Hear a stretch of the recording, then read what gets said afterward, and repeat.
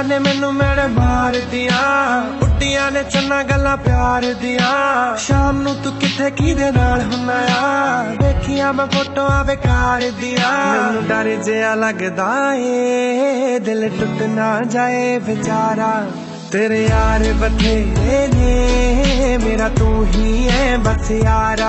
अच्छा सुनो, सब्सक्राइब करते वक्त ना घंटी बजा देना।